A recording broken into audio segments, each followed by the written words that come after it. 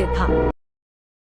और मैक्स दो साहसी भाई बहनों से मिले जिन्हें अपने पड़ोस के रहस्यमय कोनों की खोज करना पसंद था। उन्होंने प्रेतवाधित वृक्षगृह के बारे में फुसफुसाहट सुनी थी और उनकी जिज्ञासा उन पर हावी हो गई। एक ठंडी शाम को उन्होंने भूत शिकार की साहसिक यात्रा पर निकलने का फैसला किया। फ्लैशलाइट, एक नोटबुक और पीनट बटर कुकीज का एक बैग, क्योंकि भूतों को भी भूख लग सकती है, से लैस लिली और मैक्स पेड़ के घर की जर्जर सीढ़ी पर चढ़ गए। हवा तेज चल रही थी और पत्तियां सरसरा रही थी, मानो उन्हें वापस लौटने की चेतावनी दे रही हो।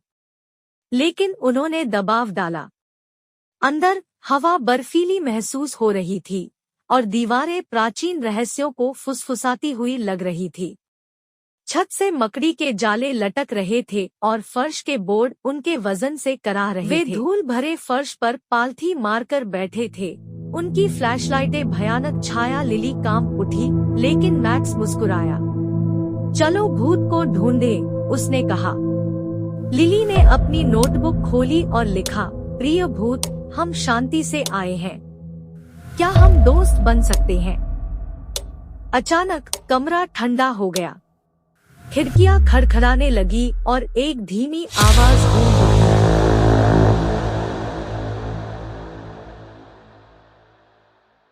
दोस्तों, वर्षों से कोई मुझसे मिलने नहीं आया। भाई बहनों ने एक दूसरे को चौड़ी नजरों से देखा। मैक्स ने अपना गला साफ किया। हाय, मैं मैक्स हूँ और यह लिली है। आपका नाम क्या है? भूत साकार हो गया, टोपी और घूमती मूंछों के साथ एक पारभासी आकृति। मैं सर रेगिनाल्ड हूँ, एक बार एक जादूगर, अब इस पेड़ के घर में फंस गया। क्यों फंस गए? लिली ने पूछा। उसकी जिज्ञासा उसके डर पर काबू पा रही थी। सर रेजिनाल्ड ने आह भरी।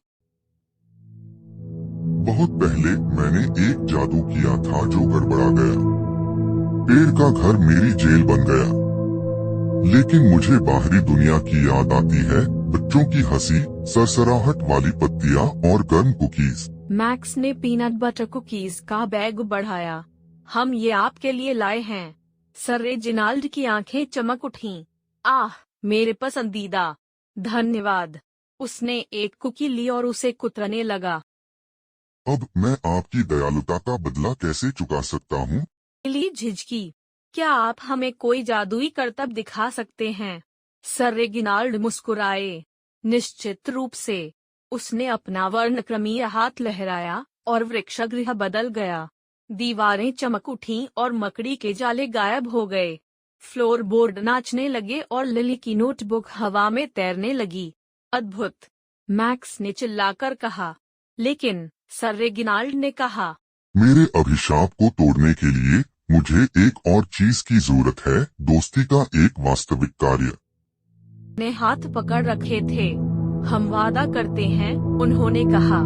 हम अक्सर आपसे मिलने आएंगे और इसलिए हर पूर्णिमा को लिली और मैक्स प्रेतवाधित वृक्षगृह में लौट आते थे।